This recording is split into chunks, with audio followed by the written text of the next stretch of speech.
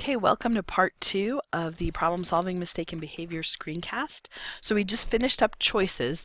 Let's talk about what some of the strategies you can use for those quick interventions. So you've seen a problem, right? You've seen a mistaken behavior and you've decided, okay, yes, this meets the criteria where I need to intervene. So how do you do that? What are some quick ways you can do that? The first is negotiation reminder. And this is where you validate what the children are saying, you validate what their feelings are, and then you give them some prompts, okay, and some modeling to have them talk to each other. So this is where that scaffolding comes in.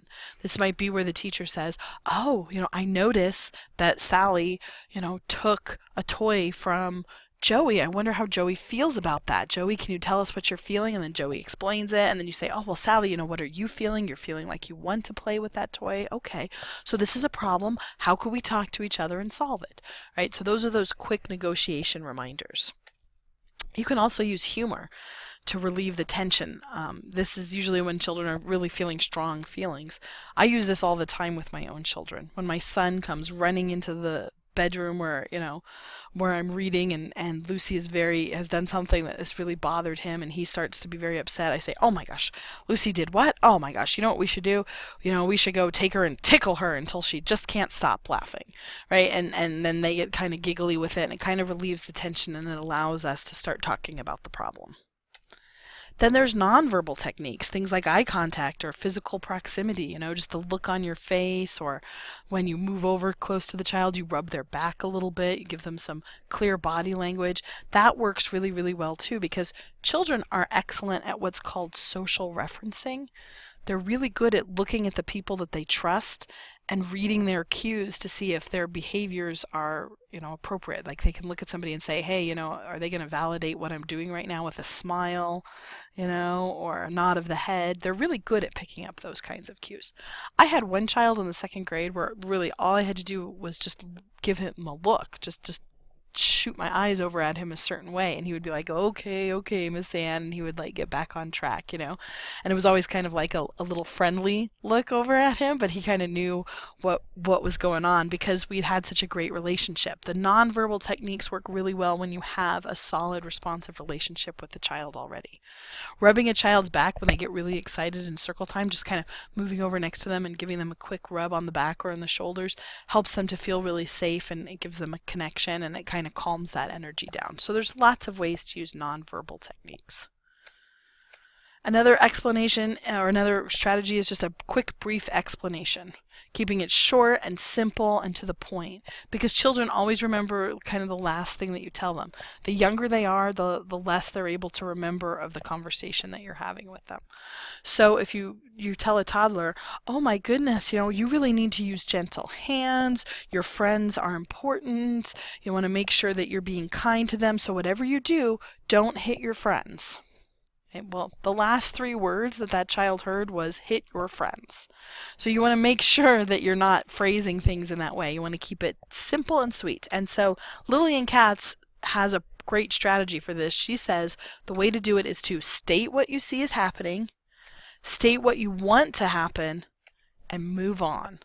It's very close to the I message model. This is where you just walk up and you say, I see friends are throwing blocks in the block area. Where I can't have you throw blocks in the block area because that's dangerous. Would you like to build a tower with me? So it's just state what you see is happening, state what you want to happen, and move on. Okay? I see you're pushing that chair around the room. Go put it at the table so it's safe and out of people's way. What would you like to come over to the art center and do with me today? Simple, simple, simple. All right, let's talk about the tattletale, okay, or child reporting. So there's just a fun cartoon of the child or the beavers who are ratting each other out where we're saying some swear words. My children are actually really good at finding ways to say inappropriate words in a way that won't get them in trouble. Like Lucy loves to talk about dams, and she says, I'm talking about a dam like a water. I'm not talking about like damn you. She's really good at skirting it just slightly. So tattling or reporting, these are two different types of behavior, and it's one that it behooves us to examine and make sure that we're helping the child in the best way possible. So we have to ask ourselves, is this child tattling? Are they doing it to get somebody in trouble, or are they doing it because they really feel that they have a concern that they're bringing to us that they want us to help address? So following developmentally appropriate practice is going to allow you to know the child well enough to know their motives, right? I have had children who just loved to get other children in trouble. And I knew that their motivation was they wanted to see other people get in trouble. By the way, usually those children, the ones that like to see other kids get in trouble, are the ones that are in trouble the most themselves. So it's like they're trying to spread the trouble around because they don't want to be the only one. They want to make sure that, that they're normally developing, so they kind of want to make sure that everybody is getting in as much trouble as they are. Those are the ones that are the big tattlers the most. But if you have a relationship with a child where, this person doesn't come to me and tell me things that the other children are doing very often, then it might be a case of reporting. And reporting is actually really, really important for children to do, because if they see you as somebody who can help solve their problems, that helps strengthen your relationship with them. Okay, so here's some examples that can go in two different directions. Okay, you've got a child that's like, hey, I know something and I want to tell the teacher. Okay, so I know I saw something happen, I saw a friend do something that they weren't supposed to, and I want to be able to share this with the teacher. So either the teacher listens to me, right? Like you take the time to hear what they have to say, then the child internalizes that as, what I say must be really important. They took the time to validate what I was saying. Now, the next step is modeling how to solve that problem. So, the teacher showed me how to do this. They showed me how I can do this. Now I can do it for myself next time. I've just learned how to do something, solve it on my own. Or, even though the teacher didn't do what I thought the teacher would do, he still listened to me. He must like me. Okay, he must think I'm worthy enough to come talk to him about it. So even if a child comes to you with a situation where, they're like, this person is making a choice that's wrong, you might not go address the problem in the way that they thought you would, but you still took the time to listen to them and say, hey, I hear that this is a concern for you. This actually helps break that sort of tattling mode, is to listen to them and say, I can tell this is a real concern for you. I'm going to listen to what you have to say. I might not do what you want me to do, but I'm going to at least listen to you. Because then the other option is, hey, I know something I want to tell the teacher. The teacher blew me off.